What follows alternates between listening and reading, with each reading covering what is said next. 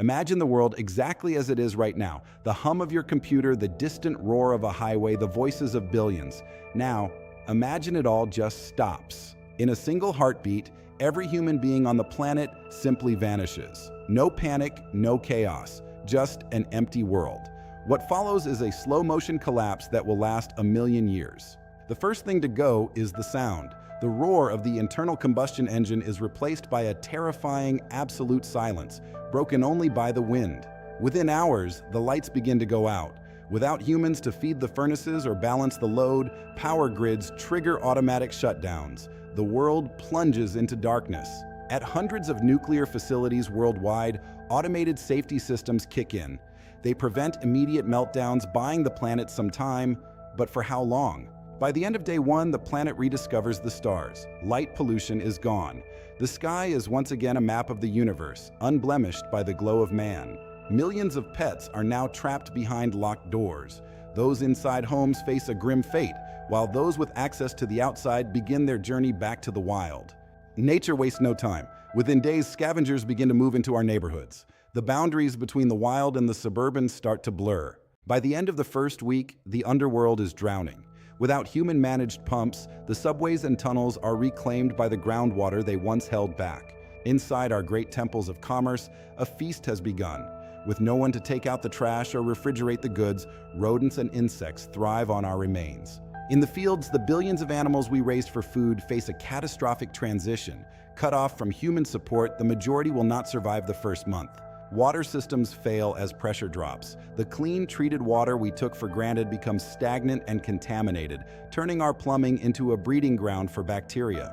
Without firefighters, the natural cycle of lightning and fire takes hold. Entire suburbs built of wood and surrounded by dry landscaping will burn to the ground. After 1 year, the transformation is undeniable.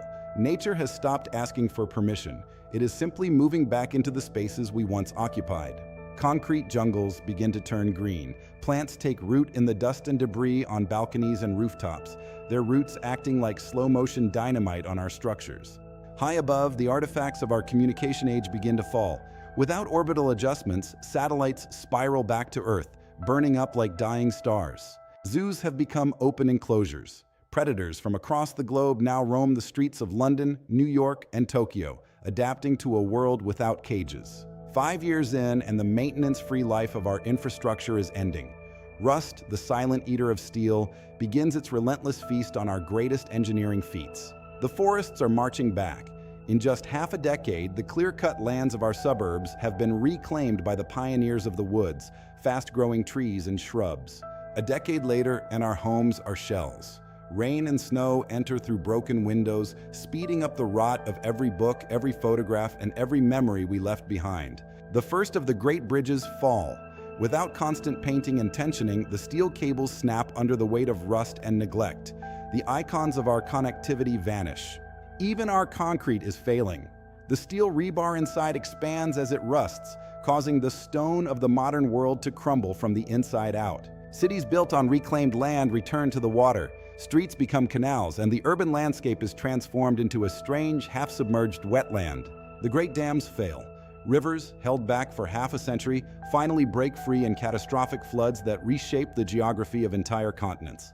A new balance is found. Wildlife has adapted and evolved.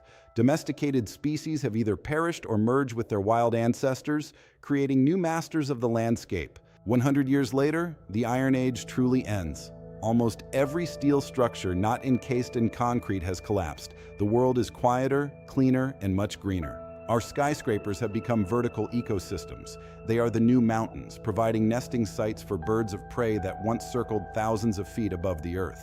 The suburbs have vanished. Wood-framed houses have rotted away completely, leaving only the brick chimneys and concrete foundations buried beneath a century of leaf litter. Our history is dissolving. Paper, film, and digital storage have all failed. The vast majority of human knowledge is now nothing more than compost. The giants fall. Without constant pumping to keep their foundations dry, even the mightiest skyscrapers eventually succumb to the softening earth and the weight of their own decay. The heartlands return to the wild. The great monocultures of wheat and corn are replaced by the diverse prairies that once covered the continents. The herds return in their millions. 5 centuries have passed. The cities are ghosts. Nature has almost entirely erased the sharp lines of our civilization, replacing them with the soft curves of the organic. The planet's fever has broken. With the greenhouse gases slowly being absorbed by the massive new forests, the climate begins to stabilize and cool. The air is cleaner than it has been in millennia. 1,000 years in, and the erasure is almost complete. To an observer from space, there would be no visible sign that a technological civilization ever existed on the surface of the Earth. Only our most massive stone works remain. The pyramids of Giza, Mount Rushmore, and the Great Wall, these are the final, stubborn witnesses to our existence. The only lingering trace of our advanced technology is our waste. Deep underground, plutonium-239 remains, still emitting a faint, invisible heat that will last for another 20,000 years. Our coastal cities have become artificial reefs. 10,000 years later, they are teeming with more life than they ever held when we were alive, providing a foundation for a new oceanic ecosystem. The Earth continues its slow tectonic dance. Coastlines shift, and the scars of our existence are slowly pulled down into the mantle or buried beneath miles of sediment. The cycle of ice returns. Without our greenhouse gases to hold it back, a new ice age begins, its glaciers grinding the remains of our northern cities into a fine gray dust. The artifacts that remain are strange. Glass and bronze, materials we created, will last for tens of thousands of years, becoming the mysterious fossils of our age. After 100,000 years, the atmosphere has returned to its pre-industrial state. The carbon we released has been locked away in the shells of sea creatures and the wood of 1 trillion trees. Intelligence finds a new path. In our absence, other species begin to fill the niche we left behind, starting their own long journey toward the stars. Our legacy is now a geological layer, a thin band of strange chemicals and microplastics in the Earth's crust, the only physical proof that we were ever here. 500,000 years. The Earth has finally finished digesting the human race. The planet is a wild, beautiful, and indifferent garden once again. 1 million years. Our story has been erased from the face of the Earth. To any visitor from the stars, it would seem as if the planet had always been this way. But we are not entirely gone. In the vacuum of space, our probes continue their silent voyage. They will outlast the Earth itself, carrying our music and our voices into the eternal dark. And on the moon, our most permanent mark remains.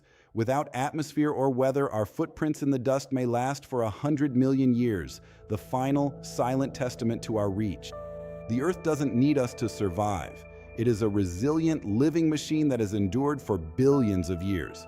Our story is just one brief chapter in a much larger book. We are the only ones who can tell our story. We are the stewards of this blink of an eye. The world will go on without us. But while we're here, let's make it a story worth telling. I'm Sean for the Future Vault Media. If you found this journey meaningful, subscribe and join us as we explore the past, present, and future of our world. Thank you for watching.